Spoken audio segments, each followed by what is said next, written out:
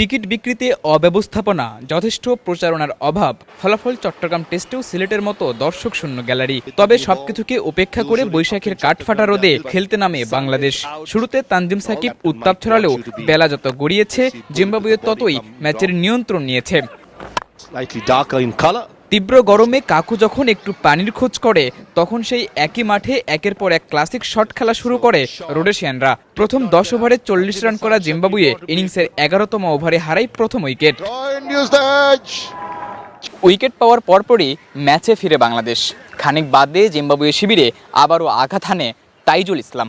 পরপর 2 উইকেট হারানোর পর জিম্বাবুয়ে খানিকটা ব্যাকফুটে যাওয়া তো দূরে থাক, দ্বিতীয় সেশনে আরও বেশি ঘুরে দাঁড়ায়। আর বাংলাদেশের গল্পটা এরপর কেবলই হতাশার। ঢাকা বলে যাদের নারায়ণগঞ্জ জয়দেবপুর পাঠিয়ে দেওয়া হয়েছিল, তারা দলে দলে ফিরছে বিমানবন্দর সংলগ্ন আশিয়ান সিটিতে। No tension. প্রথম দিনের দ্বিতীয় সেশনে খেলা হয়েছে 28 ওভার, যেখানে জিম্বাবুয়ের সংগ্রহ 72 রান, আর বাংলাদেশ এ সময় তুলতেই পারেনি কোনো উইকেট। ফলাফল 2 সেশন শেষে স্কোরবোর্ডে রান ওঠে 161, উইকেট মাত্র 2টা। শন উইলিয়ামস আর ওয়েলচের অনবদ্য জুটি চোখ রাঙানি দিচ্ছিল বাংলাদেশকে। অর্ধশতকের গণ্ডি পেরিয়ে এগিয়ে চলা ওয়েলসকে বাংলাদেশের বোলাররা থামাতে না পারলেও তাকে ঠিকই থামিয়ে দিয়েছে চট্টগ্রামের তপ্ত রোদ। দিনের শেষ সেশনে মাত্র 1 বল খেলেই অনেকটা বাধ্য হয়েই ছেড়েছেন মাঠ, আর এরপরই শুরু হয়েছে টাইগার বোলারদের আগ্রাসন।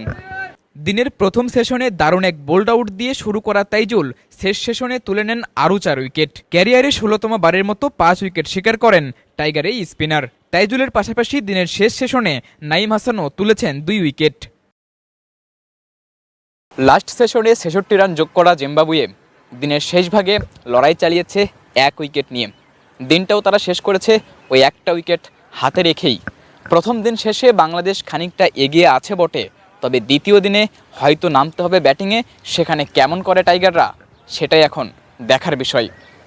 বীরশ্রেষ্ঠ flight lieutenant Motiur Rahman cricket stadium থেকে সাদাতুর রাফি, কালবেলা।